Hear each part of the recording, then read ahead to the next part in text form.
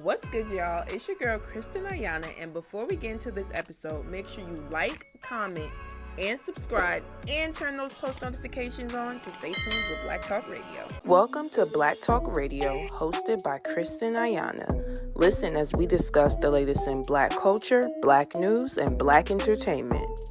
What's good, y'all? It's your girl, Kristen Ayana, and welcome back to another episode of Black Talk Radio, where we discuss the latest in Black culture, news, and entertainment. Now, I'm very excited because I have a special guest in the building with me here tonight. Who do I have? Fresco, Trey, man. From the M, out in NYC, the biggest. All the way from Memphis. Mm-hmm. I think you are probably like the second person I had here from Memphis. Sure. For those who don't know, can you just kind of tell us, what Memphis is like? And, of course, what made you start getting into music? Memphis, I mean, it's I feel like the music scene popping, but it ain't really like going on in Memphis. It ain't really like. You come there for a weekend and, see a couple things, but after like 2 days, go back home for real, So it really ain't nothing going on out there, yeah. I guess what made me get into music was my sister. My sister, she really put it in my vision. She had me, she sing, and she had me around her while she was doing it. So I kind of picked up from her. I love that. Is she older? Yeah, she older than me. Okay, cool. Okay, so you said Memphis is definitely the city that you just be in and out of. Yeah. But if you, for someone that has never been there, if you had to recommend, some spots to me, where would they be and why? So, if you want to go eat, you're going to go eat at a place called Bosco's, a place called Isco, a place called, obviously, if you want to get the barbecue, what we known for, you go to, Interstate Barbecue, you go to, Rendezvous, that's all the tourists go. Or you go to Four-Way for your soul food. Okay. You go to my personal favorite is Country Cooking, and then for shopping, you're gonna go to Superior. You're gonna go to Bad Time, and go to spots like that. But if you just want to do little tourism stuff, you can go to where Martin Luther King got shot at. And you can go to where Elvis Presley house at. You go to a Grizzlies game. Okay. That shit going on. I think maybe I would go for the food and then come back as a Jersey girl, because I definitely do like to try different food places. Yeah. And I feel like I haven't really had soul food that I love. Where you had soul food at? There's a bunch of soul food spots in New York and Jersey, but for me, it's I don't know, and then I'm Jamaican, right? So it's I didn't necessarily grow up eating soul food, if that makes sense. So yeah. I'm on the hunt for some. What would you rank New York food amongst all the places you've been? I feel like it's up there though. There's good spots. Why, you disagree? Disagree wholeheartedly. Well, you've been out here for a week, right? About a week. It ain't nothing settled in my stomach the right way either. What have you been having? It's the one with the funny hat. He took me to get Indian food. Okay. Jamaican food. Okay, wait. We gotta back it up. What was your thoughts on the Jamaican food? The Jamaican food. And what did you have? I had jerk salmon, rice, beans, plantains. Okay. Thoughts? That was good. Thank you. It was good. Nah, it was good. The Jamaican food was good. As a Jamaican, we know what to do. I just think the salmon was undercooked. Really? Because my stomach hurt from it. That's shocking. Do you know the name of the spot? No. You remember the name of the spot? It was in New Jersey. Okay. Yeah. Well, I could give you 2 spots after this. But okay, where else did you have food? I had Indian, I had Jamaican, and we had some today. Wait. Damn, what we had today, twin? Spanish food. Okay, well, it seems like you're getting cultured. Yeah, and that's new for me because I ain't never been the type of person to be trying new foods and all that type of. I'm stick to what I know: chicken, salmon, Okay. French fries and stuff like that. Yeah, for sure.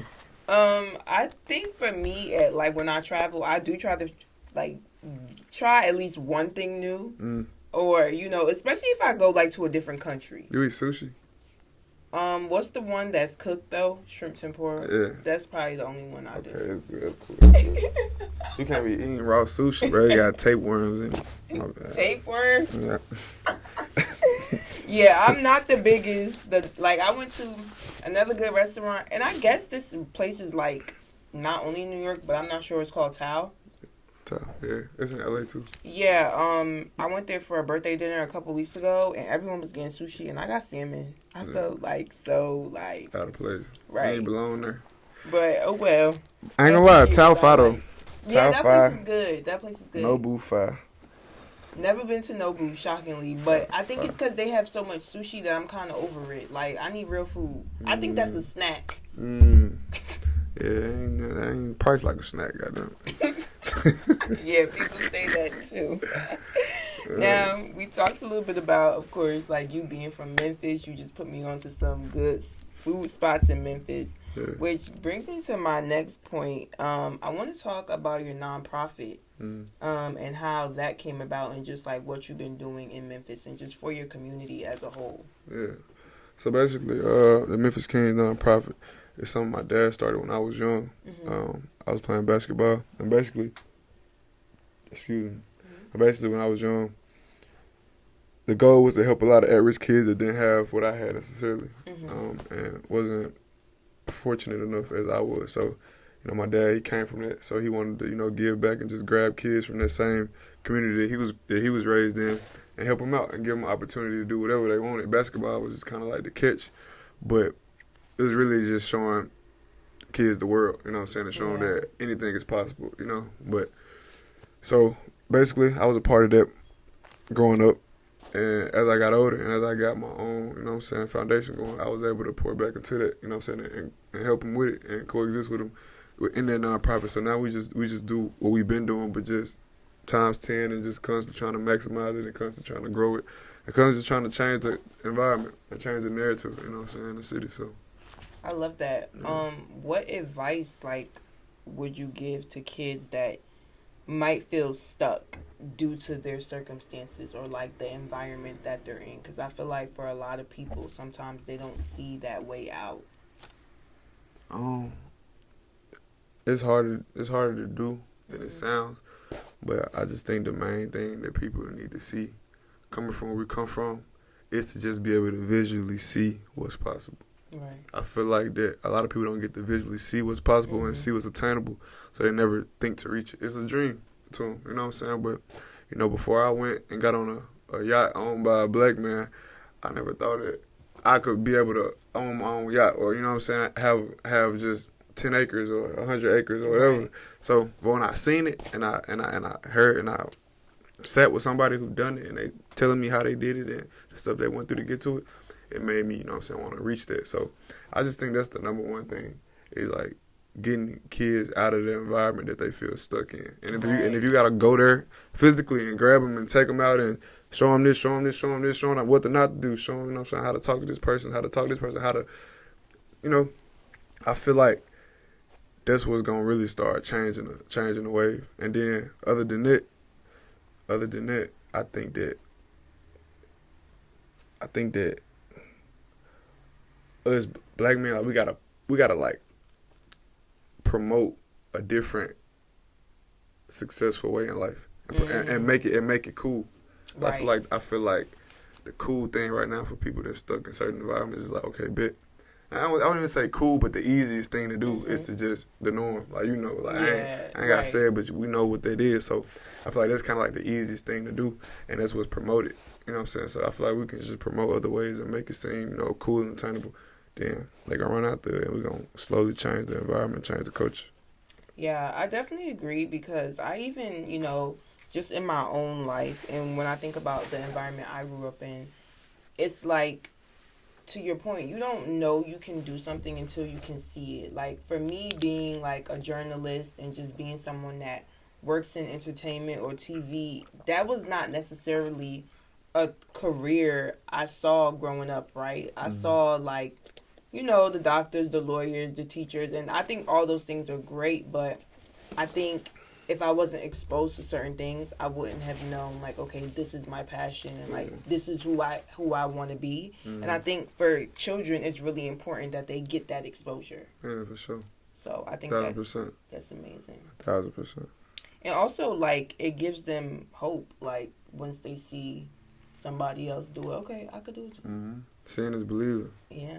And speaking of hope, let's talk about your upcoming single. Can you just talk to us, you know, about the inspiration behind that and what it was like creating? Yeah. The inspiration behind this song is basically what you just said.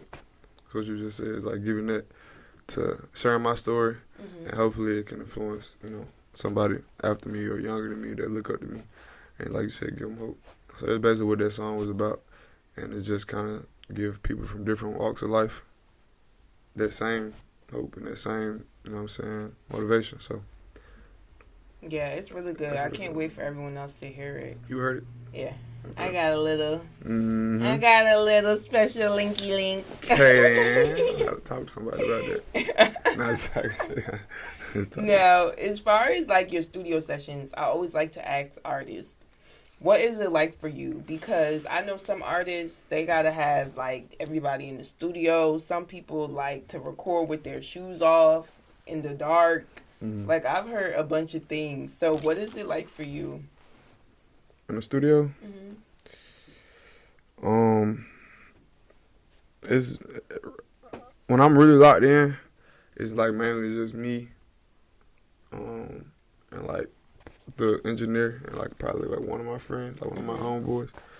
That's like when I'm really locked in. Other times I'm just like want to catch a vibe. You know, I have people invite people, but I'm like really locked in. It just gotta be me. It gotta be like one or two other people. Okay. I can't have a lot of people in there. But if it is a lot of people in there, they have to be like. You ever like?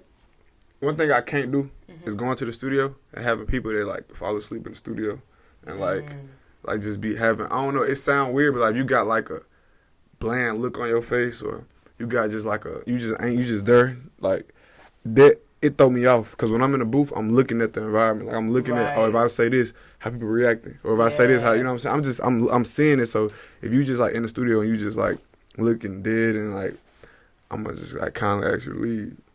I mean, that's fair though. Yeah, I can't do I it. also feel like that would be like, I mean, obviously I'm not an artist, I don't make music, but that would be so like low key nerve wracking. Yeah. Like I'll be like, damn, like y'all not fucking with it. It's just music is an energy thing. So it's like if you ain't got the right energy, then you just can't be in that environment. Like, you know, we can kick it afterwards, you know, at the park or something. Yeah, I definitely get you on that because also I think too, when you're making music as an artist, like sometimes the things you're talking about is really vulnerable. Like you might not want all those people like in that space or like hearing that, to your point of like how sometimes you go alone. Yeah. So, not facts. I definitely feel you on that. Yeah. What's your zodiac sign? Why? Just curious. What's yours? I'm a Sagittarius. My phone. What you need your phone for? What I miss? I was just trying to do my research, and pros and cons. It's no cons. See, that's only that's pros. That's the con right there. Thank you. They gotta be. Nah, you right. My bad. I think I hit a volume with. I'm a Cancer. Oh, you being feeling? See, and they say that every time. Why don't be want to tell nobody? You the last person. You're the last person. Last person I'm telling. Good. I honestly like Cancers. I think it's good. I feel like honestly, it's good for people to be in tune with their emotions. Yeah. Like we're too old for you to not. Some people be too in tune though, cause like back it up. Like some people be too in tune with their emotions. Okay, what's too in tune in your opinion? Like I feel like as a man, as a grown man, okay, it's okay to be emotional about certain things, but if you crying all the time, yeah, it do get to a point. It's like, alright, and you always complaining about the situation you in and blame and trying to like put it on somebody else. That's like, bro, like I can't rock. Like, you can't rock. Like that's just too much. Like it's too much. It's too much bad energy. Like And then another thing is people don't like energy drainers. So if you don't know how to tone this shit out, you're gonna get kicked out of a lot of rooms that my bad. Can I get cousin? You're gonna get kicked out of a lot of rooms that you probably need to be in because people don't like energy drainers. Like, you know, even if you're going through something, it's like, yeah, okay, deal with it, but don't let everybody have to deal with it too, because that's just reality. Like, obviously you have certain people you vent to and talk to, but you just don't always want to put your problems on everybody because they ain't gonna want you around. Like, so. Yeah, and I think the reality too is that we all have problems, like as you know, as humans. So it's just a matter of how you navigate that. Like, there's always gonna be ups and downs, regardless. I also do think though, as humans, sometimes we have to, like, to your point of complainers. Like, some people will complain about the same thing, but it's their fault. Yeah. And that's kind of where I kind of have a low tolerance for it as well. It's like you don't see the common denominator in every situation. Like, every situation you end up in is something that you could have done. Or it's like, I don't know. My dad always taught me growing up was the serenity prayer. And it's basically telling you, like, you know, control the things you can control. Don't try to control what you can't control. Exactly. You can run yourself insane. Yeah. That's great advice. Well, so I know you were on tour with K Camp recently, and you also received, you know, support from artists like Post Malone. So I just want to talk about, like, how was that tour experience, and as an artist, just how does it feel to receive support from people in your industry? I think that receiving support from people in your peers that's in your same space, I feel like that's kind of like the biggest compliment you can get for it. You know, because these are my competitors. Like, we compete. Right. You know, so to get respect from your competitors or your competition, I feel like that's the biggest form of a compliment you can get. But my brother, K Count, solid nigga, man. I ain't gonna lie. I'm forever, you know what I'm saying, respect, bro. I have love for him. Like, I look at him as a big brother. Like, dude, he a good person, and I understand why good things happen to him. You know what I'm saying? Like, that tour was amazing though. Like, I wish it was longer. Like, everybody was tired, but it should have lasted a little longer. But that tour was crazy. You know what I'm saying? That was the first time I've been in a situation where it was like 95% women. Like, it was 95% women every show, every show. Like, so, bro, got it going on. So. I love that. What would you say was your favorite city?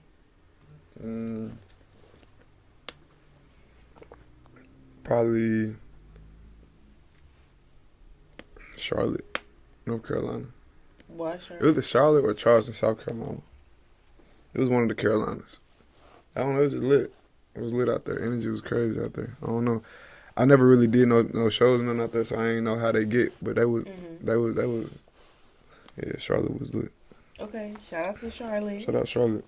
So, as an artist, we talked about, you know, like, your organization, how you make your music, the support you receive.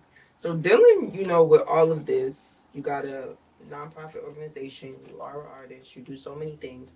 I want to know, like, how do you maintain, you know, just your mental health? And have you ever had any moments of maybe doubt? And, like, how did you overcome it? As far I'm gonna hit at the doubt part first. Mm-hmm. I was just telling like one of my close people. I was like,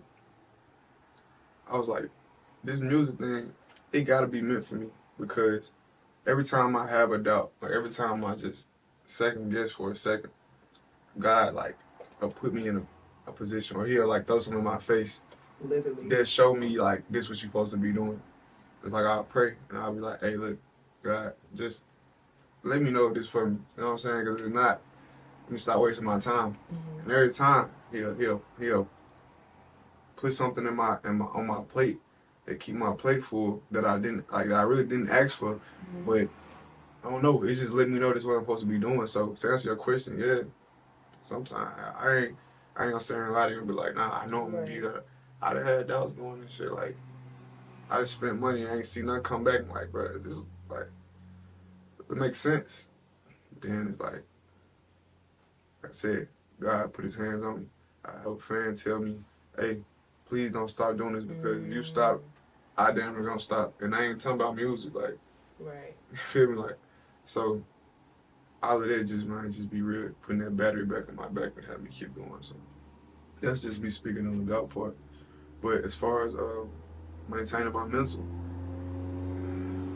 it's for personally to me, it's no rule book for me. I go through ups and I go through downs, and it's hard for me to say what I can do to like not go through that because once I get into it, I give it my all. I know some people they be like, okay, like I do this and then I take a break and then I like separate myself, but it's hard for me to. I just give it my all. Like I dive all the way in, so Right. I get lost in what I'm doing, and once I kind of like step back, stuff will hit me, and reality is set in. And I start overthinking friendships. I start overthinking certain things. And it's like it's not healthy. It's not healthy, but it's just the truth. And it's like that stuff I be battling with. It's just really myself and my inner thoughts is like stuff I gotta fix within myself. But, I think with having my pops in my corner, having my family so close to me, and just having certain friends that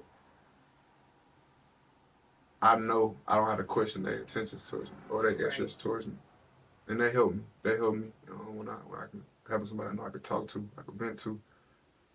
I don't know. It just helped me stay on the right track, on the right path for real. Yeah, and I think that's important. And I love that you mentioned, getting the signs from God because I feel like I'm the same way. Like, there's been so many times where I've definitely been really doubtful or like I really wanted to quit this. Like, I'm not gonna lie, it's a very hard space to be in. And then to your point, it's like God just gives you like something, opportunity, a sign.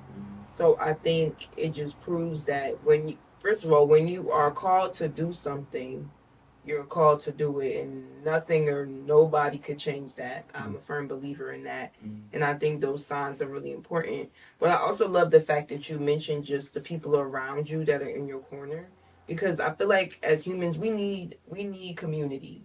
I know like sometimes we can like social media can make it seem people can get on there and be like, oh, I don't need anybody. Like I could be cool by myself. I don't feel like that. Like we all need community, and I think family and friends and loved ones is like super important to have. So I'm glad that you have that. No, for sure. I appreciate that.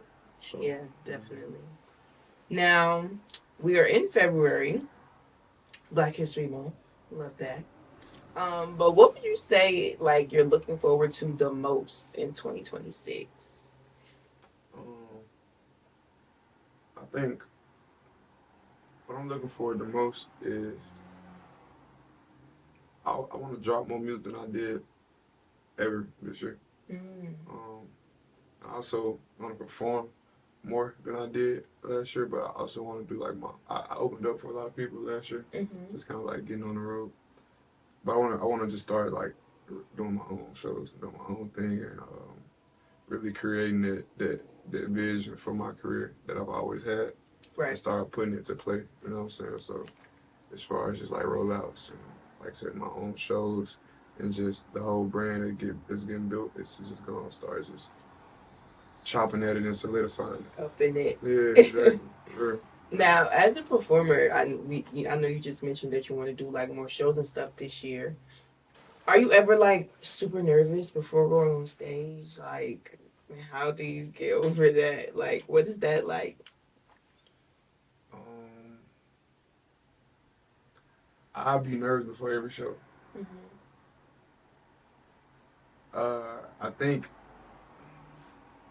it's more of a mental thing for me. It's like, all right, I mean, what you gonna do? Not do it? You here? I'm here now. Like, what you gonna not do it? So it's like, and then I don't know. I kind of like when I go up on stage, I kind of like I don't know if you've ever been on the stage and how the lights hit you. Like if you look at them a certain way, you won't see nobody in the crowd. So a lot of times when I first go out there, until I really get warmed up, I just like kind of look into the lights. God. And I don't see nobody.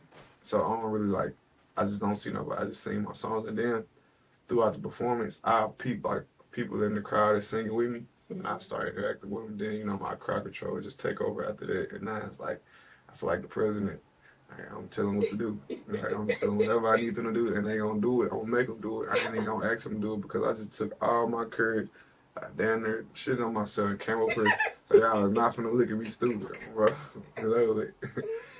No, that's so real. I love that. I mean, because some artists say like they sometimes find like a wall in the venue and they just like stare at that wall. Man, I feel that. I feel that's kind of the same thing I do with the lights. Or they be like, or they say there's always that one person that they always lock eyes with though, like while performing. So that's a real thing. So now my final question: if you could leave your supporters or people that just listen to your music, maybe follow you on social media with like one thing to remember about you, what would it be and why? To remember about me.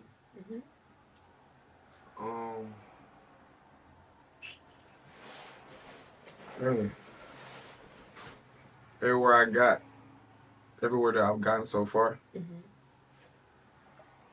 it's been because, this might sound cliche, but it's been because of the hours that I put into this.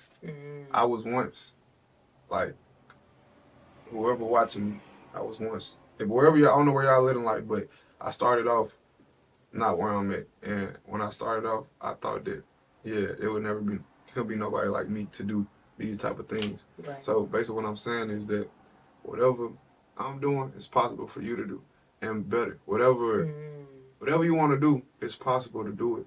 All you gotta do is, the first step to starting is the hardest. You just gotta start, and when you start, don't stop, and don't let nobody, you know what I'm saying, come between your dreams and your goals. So basically, to answer what you told me to do, it's just, if you ever take anything I say, please take this and this. Chase your dreams and don't wait to do what you gotta do. Because by the time you do what you're trying to do, somebody else in the world has tried it and failed 3 times. So what I'm saying is, the quicker you just gonna get up and get to your dreams, right, the sooner it's gonna happen for you. The more you try to wait for the right moment, that right moment probably ain't gonna never come for you. Yeah. And when it comes, you're not gonna be prepared. You know what I'm saying? But that person who failed 3 times gonna be prepared for that right moment because they've already been through it. You know what I'm saying? The rope. So just chase your dreams, man. Just do right by your people that love you. You know what I'm saying? Love who love you. And man, put your faith in. I can't put it in God, man. He ain't gonna lead you wrong, I promise. Amen to that. Okay. So lock in and put your faith in God. Yeah. If you didn't take nothing away from there. And do right by your people, man. Exactly. Do right by your people, man. So. Well, I just want to thank you so much for chatting with me. This was a good time. Memphis in the building. I'm going to come there. I'm going to get some food. And yeah. You got to. Of course. And we're wishing you nothing but the best. Thank you so much. Vice versa. Thank you for having me.